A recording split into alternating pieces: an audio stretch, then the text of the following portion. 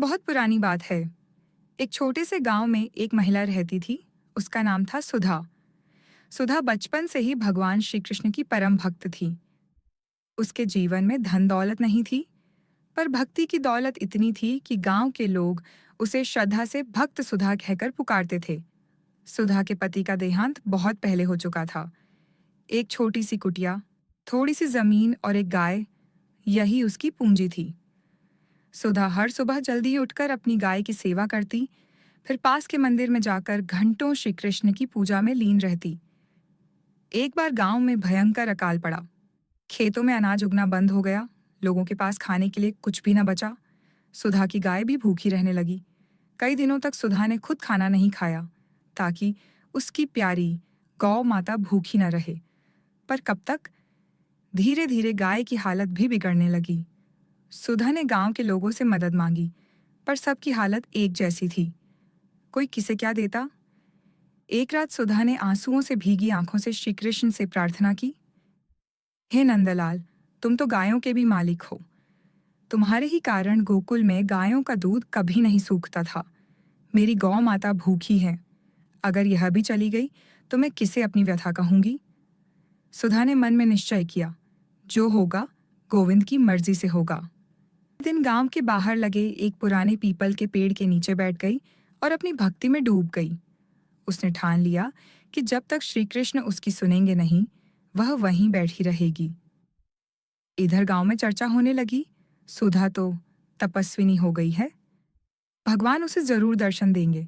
कई लोग उसे देखने आने लगे, पर सुधा की आंखें सिर्फ अपने कान्हा को ढूंढ रही थीं। 3 दिन बीत गए। सुधा ने न अन्न खाया न पानी पिया। चौथे दिन भोर में एक सुंदर सा बालक वहां आया। उसके सिर पर मोर पंख का मुकुट था, हाथ में बांसुरी थी और चेहरे पर मोहक मुस्कान। वह सुधा के पास आया और बोला, माँ, तुम यहाँ क्यों बैठी हो? सुधा की आंखों से आंसू बहने लगे। उसने हाथ जोड़कर कहा, लाल, तू कौन है? बालक हंसा, मैं वही हूं जिसे तू बुला रही थी। सुधा ने आंखें बंद कर लीं। उसे लगा यह उसका भ्रम है, पर जब आंखें खोली तो बालक उसके सामने खड़ा मुस्कुरा रहा था। उसने अपनी बांसुरी से एक मधुर तान छेड़ी। उसी क्षण गांव में बादल घिर आए, आसमान गरजने लगा और कुछ ही देर में जोरदार बारिश होने लगी। गांव के सूखे खेतों में पानी भर गया। कुएं और तालाब लबालब हो गए। सुधा की झोंपड़ी के सामने हरी हरी घास उग आई। उसकी गाय आनंद से घास चरने लगी। गांव के लोग सुधा के पास दौड़े आए। सबने उस बालक को देखा, पर देखते ही देखते वह ओझल हो गया।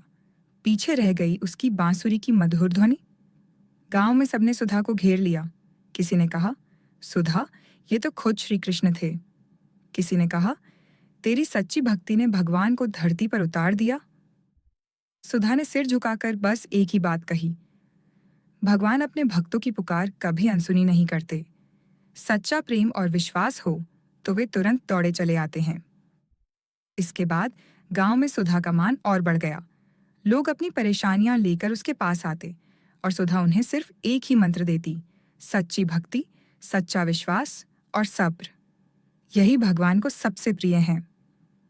सुधा के शेष जीवन में कोई दुख नहीं आया। उसकी गाय ने कई बछड़े दिए। खेतों